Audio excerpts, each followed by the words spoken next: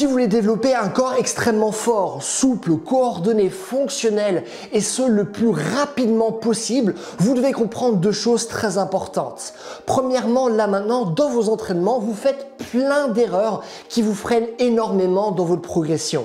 Et deuxièmement, c'est votre capacité à justement repérer ces erreurs qui vous fera avancer excessivement rapidement. C'est pourquoi je vais vous révéler 7 erreurs que j'ai commises dans le passé et sans lesquelles j'aurais pu devenir beaucoup plus fort et ce, beaucoup plus rapidement. Ce sont des choses dont malheureusement très peu de personnes parlent et je suis sûr que vous commettez au minimum, vraiment au minimum 50% de ces erreurs. Et donc écoutez bien car je suis sûr qu'à la fin de cette vidéo, vous saurez plusieurs techniques qui vous rendront bien plus fort, plus souple et plus fonctionnel. C'est parti. Première erreur, jamais changer l'ordre de vos exercices.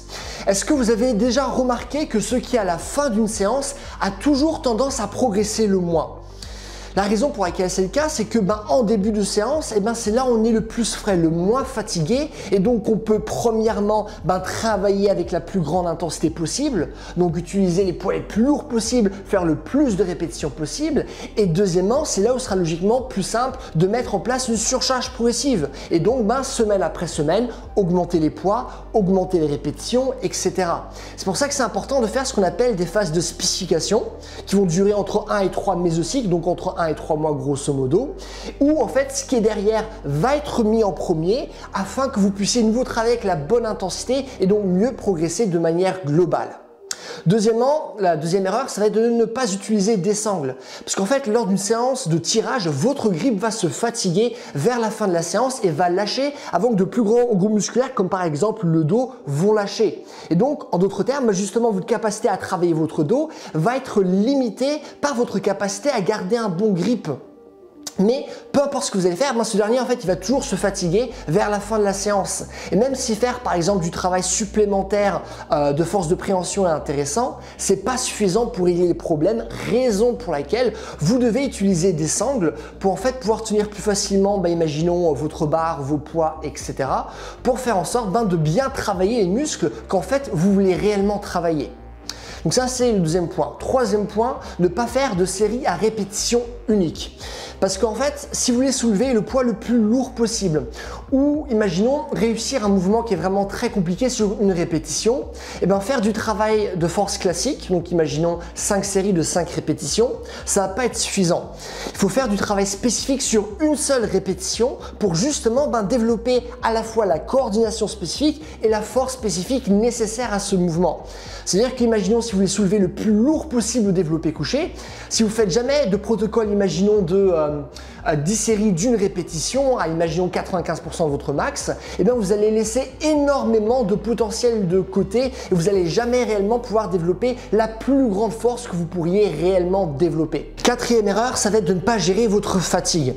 Par exemple, à force de mettre en place une surcharge progressive, au bout d'un moment, les séances deviennent tellement fatigantes, tellement dures que par exemple, au bout d'un moment, j'ai plus envie de les faire. Et peut-être ça, c'est aussi quelque chose que vous avez vécu. C'est tellement dur, on n'a pas envie de faire la séance. Et en fait, ça, c'est dû à un phénomène qui est très précis, c'est une accumulation trop forte de fatigue, notamment une fatigue nerveuse, quand par exemple on travaille trop souvent à l'échec musculaire ou proche de l'échec musculaire. Et en fait, pour remédier à ça, il y a deux choses que vous pouvez mettre en place. Premièrement, ça va être de mettre en place ce qu'on appelle des deloads, c'est-à-dire en fait des phases où par exemple pendant une semaine, on va baisser le volume et l'intensité de 25 à 40%.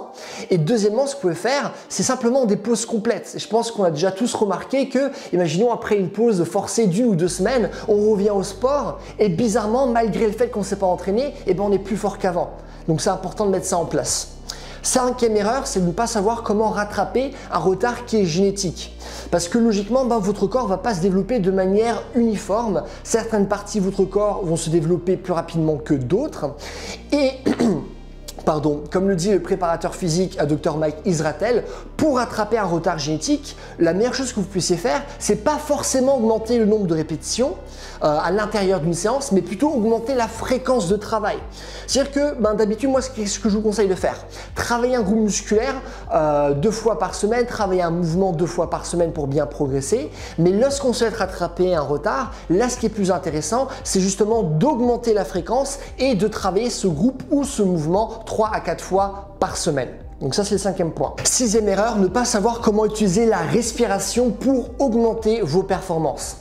Alors, je vous ai déjà expliqué dans une autre vidéo comment en fait la respiration peut être utilisée pour générer davantage de force. Et donc, je ne vais pas revenir sur ces points-là, je vais vous donner d'autres informations que je n'ai pas déjà révélées, mais vraiment, la respiration, ça va bien au-delà de ça. Donc, par exemple, lorsque vous inspirez, le diaphragme va descendre, le cœur va devenir un peu plus grand parce qu'en fait, il y a plus d'espace dans la cavité thoracique et par conséquent, le sang va couler un peu plus lentement parce que le volume, il est plus important. Et il y a une catégorie de neurones qui va en fait reconnaître ce rythme plus lent à travers, du coup, comme je l'ai dit, le volume plus important, qui va envoyer un signal au tronc cérébral, qui lui va envoyer un signal de retour au cœur pour accélérer la fréquence cardiaque. Et donc, à chaque fois que vous inspirez, en fait, vous accélérez votre cœur. Et réciproquement, lorsque vous expirez, cette fois-ci, le diaphragme va remonter. Donc, le cœur va devenir un peu plus petit, parce qu'en fait, le volume, il est plus petit. Le sang va donc couler, cette fois-ci, plus rapidement à travers le cœur. Un signal est envoyé au cerveau et le cerveau va envoyer un signal, cette fois-ci, pour ralentir le cœur. Et ça, en fait, c'est la base de la variabilité de la fréquence cardiaque. C'est-à-dire que littéralement, à tout moment, si, imaginons, vous avez l'impression que votre cœur, la chamade, vous avez l'impression vraiment de travailler trop dur pour l'effort qui est réellement fourni, concentrez-vous sur le fait de rendre vos expirations plus longues ou plus intenses que vos inspirations.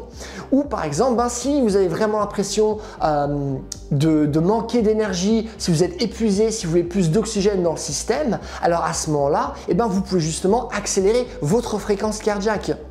Et ça, c'est quelque chose que vous pouvez réellement faire en temps réel.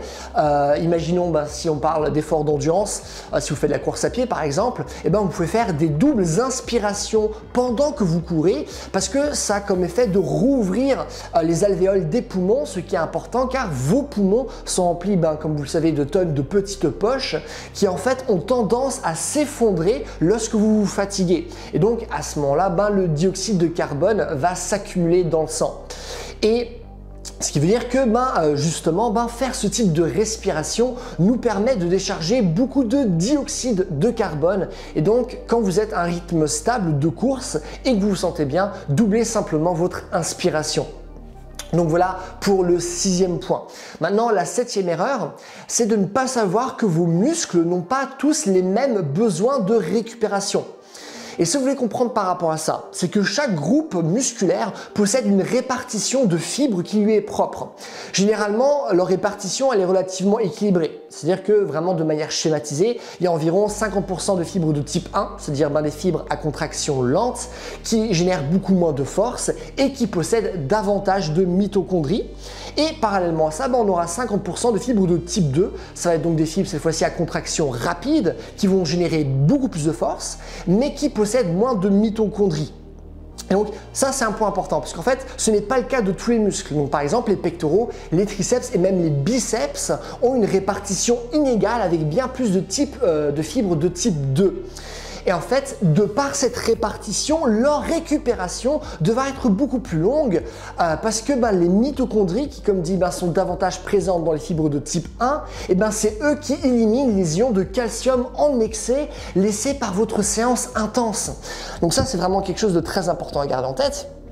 Parce que c'est pour ça qu'on ne peut pas, par exemple, travailler intensément nos pectoraux tous les jours avec, imaginons, plein de séries, ou faire toujours le même mouvement tous les jours avec plein de séries, ce qui n'est pas le cas, par exemple, des muscles comme les mollets, qui sont constitués majoritairement de fibres de type 1, ou des avant-bras, par exemple, qui vont avoir une répartition, cette fois-ci, plus équilibrée, en fait. C'est pour ça que notamment le docteur Tyler Nelson nous conseille fortement, lui en fait il est spécialisé dans la rééducation et particulièrement par rapport aux grimpeurs, il nous explique qu'il vaut généralement mieux arrêter une session d'escalade une fois que nos doigts / nos avant-bras sont fatigués, au lieu de continuer, imaginons, avec des voies qui vont être faciles, afin d'éviter justement le surkilométrage qui peut être dangereux de par l'inégalité des besoins de récupération entre les muscles principaux utilisés pour l'escalade. Donc ça, c'est vraiment quelque chose de très important à garder en tête également. Voilà. Et si vous voulez plus d'informations sur la préparation physique, je vous conseille fortement de vous abonner car chaque semaine, je publie du contenu qualitatif sur la force, la souplesse, le mouvement, afin que vous puissiez réellement développer un corps qui est fonctionnel, qui est capable de répondre à plein de situations différentes.